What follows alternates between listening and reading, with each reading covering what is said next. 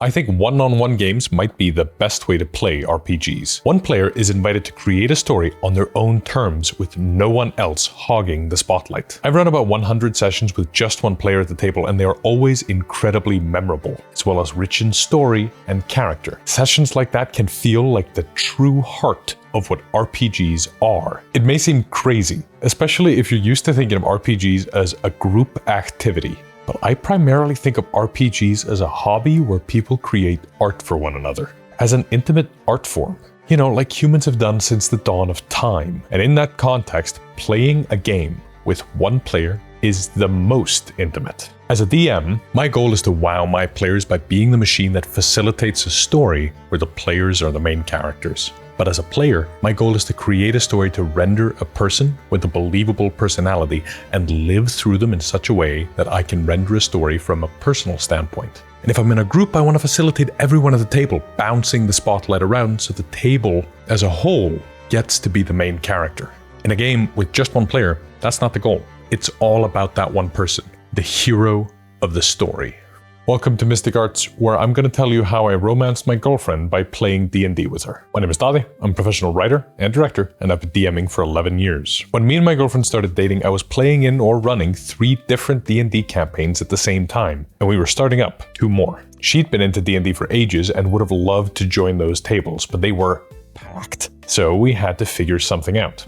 I quickly invited her into a short 6-session adventure that I made for newbies, but that's not the same as getting to play in a full-on campaign. So I thought back on how I frequently start new campaigns by playing with everyone individually, one-on-one, or in pairs or groups of 3. I asked if she'd be interested in playing a duet campaign, just me and her. But unlike most one-on-one games I've run, this wouldn't be a 3-session prologue to the main campaign, but rather a whole campaign from 1st to 20th level for us to play together.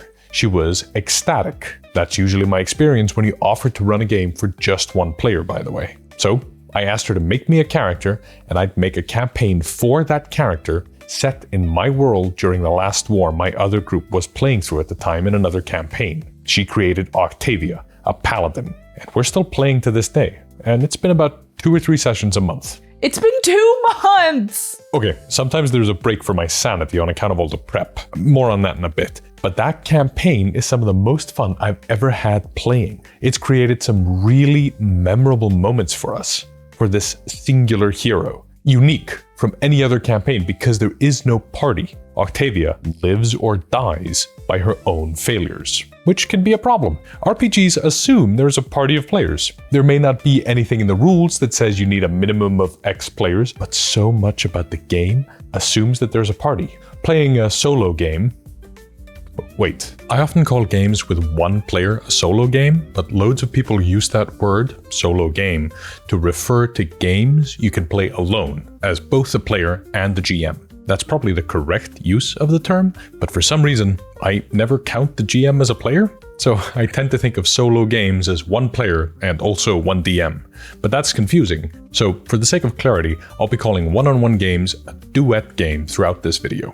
Playing a duet game comes with a number of challenges baked in that you might already be concerned about. Combat, having one player changes combat balance. Looting, just one player changes magic items and loot a fair bit, right? Discussion, without other players to bounce off of, the table dynamic is going to be different. Preparation, one player will chew through your prep at a rate you will not be prepared for. Invitees. You can elevate a duet campaign by inviting guests to make climactic moments stand out. Size and scope. After that, you gotta think about the size and scope, or maybe the length of the campaign. Hang on, can I make an acronym here? Cold piss. I have to stop making acronyms. None of this is a problem, mind you. These are all solvable challenges. So let's tackle them one at a time. Our Cold Piss acronym dictates that combat balance is first on the docket of solvable challenges. One player on their own is in way more danger than a player with a party. Bad rolls are much more likely to result in PC death than would seem fair or fun.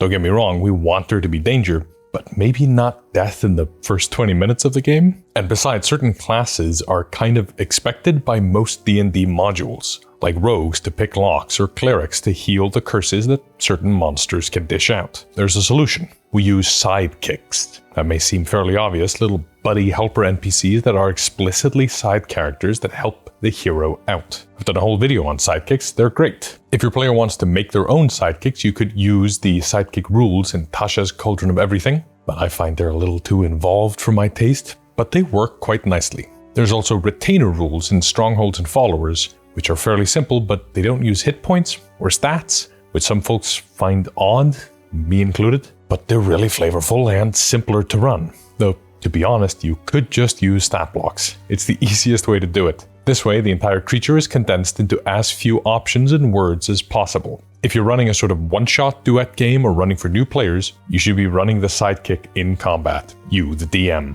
because doing that also lets the sidekick pull the rabbit out of a hat if you need to save your player's bacon. But if you're planning a long-term duet game, you should let the players make their own sidekick and totally deck them out. Your duet partner would love kitting out their sidekicks as they level up alongside their PC hero. But with that in mind, don't use sidekicks because you want to increase the challenge of the game so that you can sort of use the same combat balance as if you are running for a whole party. You can just balance a fight around one player character. It's going to take some retraining of those combat muscles, but that happens every time your party changes, levels up, or you try a new system. That's just what being a GM is. You also shouldn't make the sidekick important. Remember, they're a sidekick, like Robin or Watson or Chewbacca. Sidekicks don't decide what the hero does, they don't hand out quests or solve problems, they rely on the hero to make the tough choices, and then they say funny one-liners while helping out. Some of them just go. You could decide to have no sidekicks,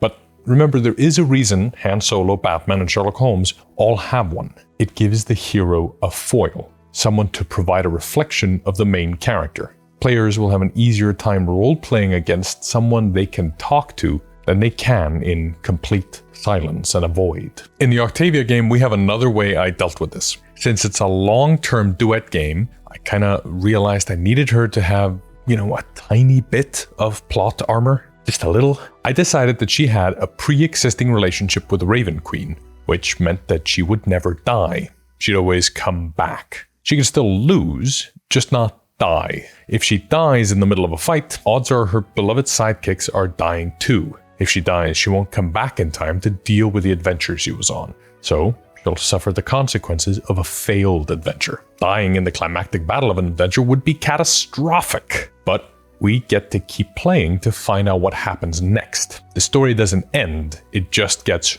worse. I'll probably have to end that protection when we get to the last tier of play and the end game itself, just to make sure that the stakes are real. What? What about the looting challenge? A part of the problem you might run into when you're running a long-term game with just one player is that it quickly becomes difficult to reward them. If every dungeon yields the same amount of magic items, your one player might get to start getting decked out really quickly. Do they just become super duper decked out? I mean, this is partially curtailed by having a big roster of sidekicks. Your players then get to play the sort of XCOM game with the gear they find in dungeons as they decide which sidekick should hold on to what. But also, isn't being super duper decked out a part of the fantasy of a long-term duet game? The player is explicitly the only main character, so it's not like there's party balance to worry about, or favoritism. You're just running for one player. Make them be the hero. Let them be awesome. I asked my girlfriend AB what her favorite parts of the Octavia campaign was, and she said, When I romance all the characters. No, baby, the other thing. Oh, yeah, when you reward me with power-ups. Right, power-ups. Octavia is badass, and she's the only main character, so she gets to be more powerful. Why not? Literally, why not? I'm not being biased or unfair. There is only one player. Recently, Octavia discovered she had a previous life as Eleonora, the Raven Queen's enforcer. And lover. And I asked her to remake Octavia as a different class, which made her incredibly nervous. She decided on a fighter, Pact of the Blade Warlock multi-class, and kept asking me if she was about to go lose her oath or something. But when the session started, it began to make sense. She was playing Eleonora in the past with the Raven Queen, playing through a memory. And when that session was over, I described Octavia starting to get glimpses of Eleonora's life. So now she can action surge in second wind, like a fighter can, like Eleonora did. I also gave her the ability to cast fly and sprout wings. Slowly but surely, Octavia is becoming a mixture of her new self and her old self. In screenwriting terms, she's achieving synthesis. DMing just one-on-one is a lot of work. Well, it's a lot of work when it's for a big table. And for some, it's just too much to ask for a DM to also be the DJ, which is why Journey Beyond, the sponsor of today's video,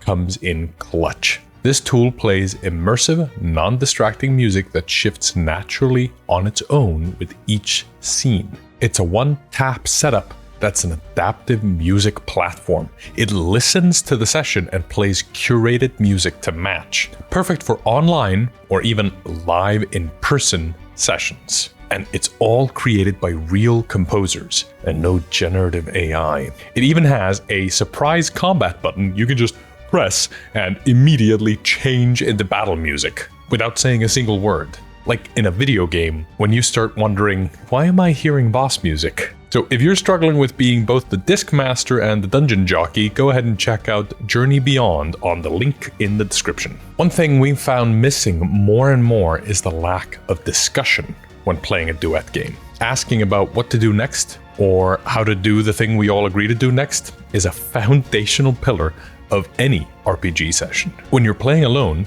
there's nobody to argue with. Yay! But also nobody to bounce ideas off of. Nay. What's worse, nobody to share your joys with you. If you've ever told a stranger about your D&D game and you watched as their eyes glazed over as you realize it's the equivalent of sharing a dream you once had, absolute nonsense. Well, the same is true of a duet game. There's no party to share your wins or your failures. When AB tells the rest of our gaming group about what happened in Octavia, we can see their eyes glaze over. When she wants to talk about the campaign with me, I clam up and shut down because I don't want to spoil anything. Which is tough because a lot of my excitement for any campaign comes from listening to my players talk about it after the session's over. And excitement fuels prep, so I struggle with preparation, which is extra tough because your duet player is going to chew through prep like nothing you've ever seen. I remember running a number of sessions for AB during a cabin trip. We were just going to the cabin to play non-stop D&D,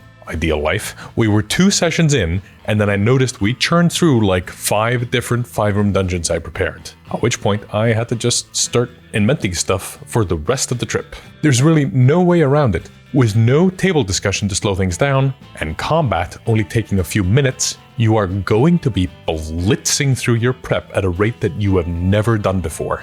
Which can be a lot of fun, but it's also very scary. I suggest for your first few outings, just allow yourself to end sessions early. You can also try running a lot of dungeons in one-on-one games and see if that doesn't help pad your content a little bit. What I found helps with both how quickly we chew through prep and how we can't talk about any of Octavia with other people is, and brace yourself, this is a revolutionary idea. We invite other people to play D&D. Get this, instead of having one adventurer, you can have like a lot of them and they could all work together and have different abilities and like classes, and they shore up each other's faults with their own strengths, elevating the whole session by witnessing this meaning together. God, that sounds awesome. These invitees can be a lot of fun and a way to spice up long-term duet campaigns by having brief periods where you've got a full table. In Octavia, I tend to invite guests at the big chapter break moments to have full tables for the climactic final battles. And by the way, I do the opposite in my main game with the big group. I split everyone up so we can have little duet adventures before getting back together. As always, it is variety that makes everything fresh and fun. And to round out our lovely little acronym, AB doesn't want me to say it anymore. I'm proud of it. Make sure to think about the last 2 S's in cold piss. Think about size and scope. Is this a long-term campaign like Octavia, where it's dealing with these sort of world-shaking threats? Then you're going to want to make sure to use sidekicks as loot. Let the players deck themselves out along with their party of sidekicks and prepare for the long haul. You need to rely on dungeons to supplement long stretches of your prep, and for the campaign structure, you want to prep your campaigns back to front with 3 villains like we talked about before. But if this one-on-one adventure you're going to run is just an interlude in a longer campaign, and you want a player to play 1 or 2 sessions as a duet, then lean into what makes that player character special and invent a story just for them. The fighter with a town guard backstory could go home to their home city and do a mystery and investigation. The wizard could return to their tower and accidentally summon some devil while discovering the secrets of the Forbidden Sphere. The warlock could go on a horrifying spirit quest with their patron, the Screaming Mass. Just play around with it. I've talked extensively about how I do this kind of stuff in my Patreon exclusive series, Daði's Diaries, where I go through my prep notes and talk about how I structure my home games. And if you need an excuse to go run a duet game, there's one coming up right around the corner. Valentine's Day, or as me and AB refer to it, our anniversary. Go run that game for your special someone. I'm starting our Octavia campaign up again in March to make sure that this one ain't going anywhere. I've got to keep her hooked with some quality D&D. I'm an addict now. So go run a little adventure for your significant other, or maybe just a good platonic friend, or homeboy, or family member, and show them you care about them by making art just for them. Because here's the real secret behind one-on-one D&D. It's easy to make it awesome. Even if it is a lot of prep, and even if you blitz through a lot of content, it is easy, it is trivial to make it so memorable. Because how often do you give another person all of your attention for several hours straight? When you run a one-on-one game, you're going to give that player a great time. They'll love it. So go give someone special a great time. And that's where we'll pick it up next time. This channel is run by me and my girlfriend. If you're feeling especially generous, you might like the video, comment, share, or subscribe, and hit the bell to be notified when we release new videos. Until next time, keep studying the mystic arts. You nerds.